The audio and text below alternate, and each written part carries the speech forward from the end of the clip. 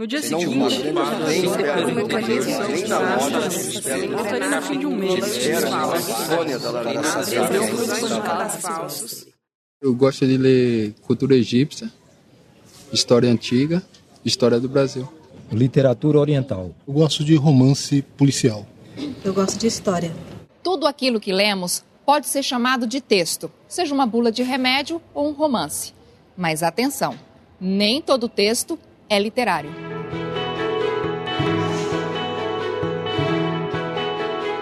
Não há uma marca do literário no sentido de uma marca pronta, uma vez aparecida, necessariamente ela é literária. Vou dar um exemplo até bem radical.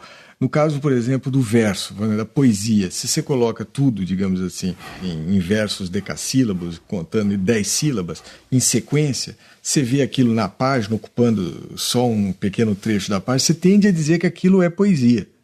No entanto, se você colocar um texto qualquer, uma receita, digamos, qualquer coisa que não tenha absolutamente nada de poesia dessa forma, você pode fazer com que um texto que tenha uma aparência literária, mas que na prática ele não tenha poeticidade, não tenha ritmo, não tenha nada que componha propriamente a palavra. Se a questão é o literário, o fundamental é a invenção.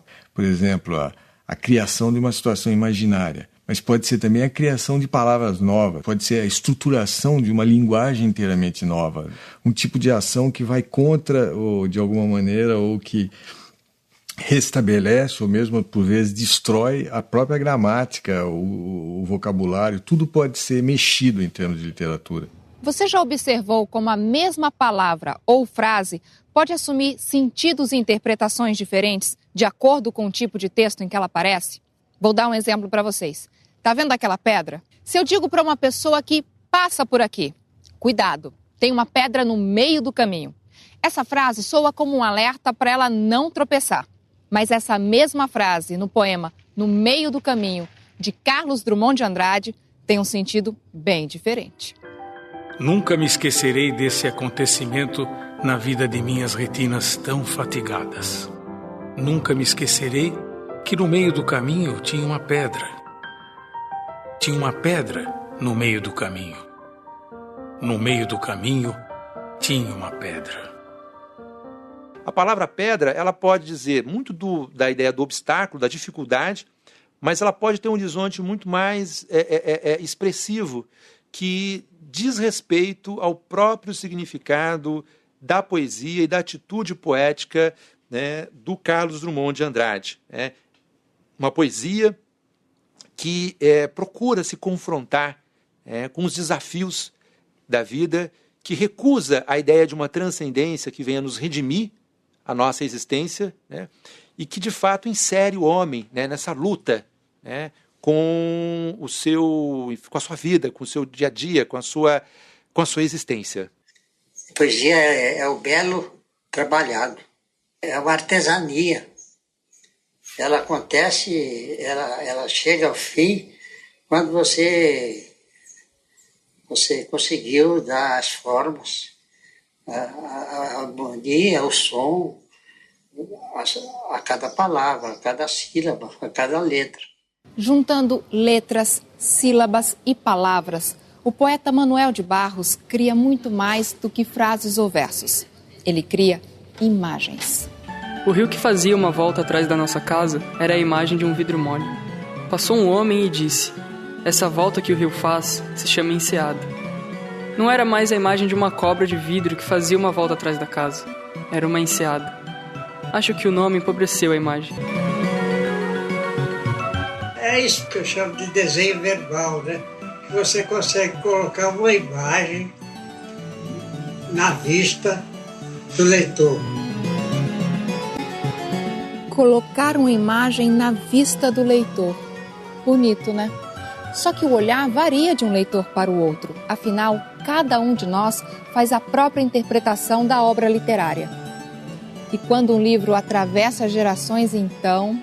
Há também essa ideia da obra de arte como, vamos dizer assim, uma metáfora duradoura, quer dizer, como uma construção que permanece no tempo. Ela permanece, digamos, interessante, muito além do tempo em que ela foi escrita.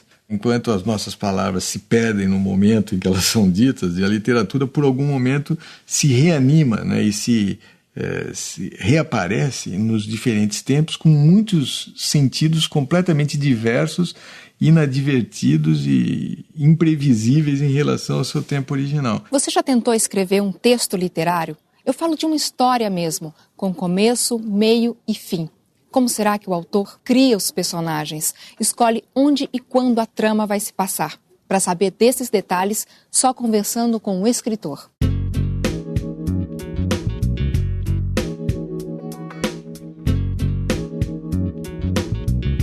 Quando eu escrevo, eu acho que eu sou muitas pessoas ao mesmo tempo e sou outro também, né?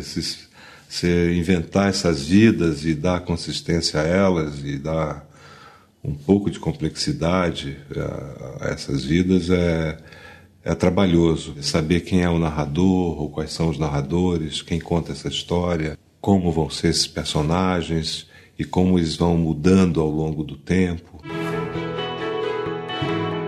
Tem uma frase muito interessante do Jorge Luiz Borges que ele diz: em vez de o escritor ir em busca dos temas, é melhor que os temas procurem os escritores. Então ela surge, às vezes é uma questão, às vezes é uma obsessão, né? Pode ser uma espécie de demônio cultural ou demônio pessoal, alguma coisa que está, vamos dizer, que te quieta, passando por um conflito interno também. E isso aconteceu com todos os meus livros, né? Que não são muitos, mas com cada um deles, cada um dos 4 romances, com os contos, eu parti de uma questão. Dos romances, contos e algumas crônicas que eu publiquei, que eu escrevi e publiquei, tem alguma relação com a minha vida. Na verdade, a literatura de que eu mais gosto é essa literatura que tem traços autobiográficos. Porque você sente que há uma verdade profunda aí, uma verdade da própria vida transformada em ficção. Ainda hoje eu leio romances, contos e poemas que me surpreendem. E me surpreende também a releitura de alguns livros. Por exemplo, Claro Enigma e Rosa do Povo, do Drummond, são livros que sempre me surpreendem. Eu sempre encontro coisas assim, importantíssimas, imagens, símbolos, enfim, que são verdadeiras descobertas, né? Isso acontece com releituras dos clássicos, por exemplo, releituras do Machado de Assis, ou com a descoberta de alguns romances, de alguns livros novos, ou de poetas. A literatura é uma das formas de ver o mundo, né? E de ver a realidade. Quer dizer, há tantas maneiras de ver e expressar o mundo, e a literatura é uma delas. A literatura, para mim, é o sonho feito com palavras.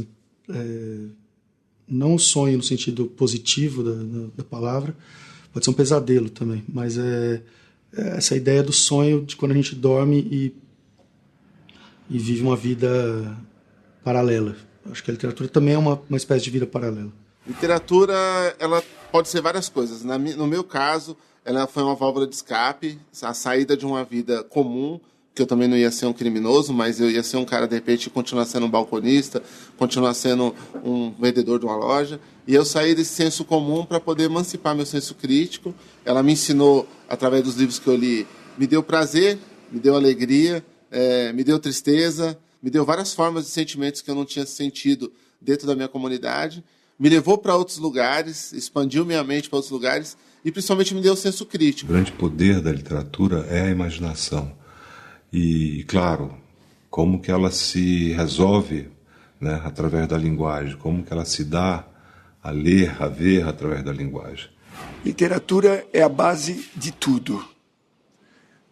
Não há narrativas, histórias, teatro, cinema sem literatura.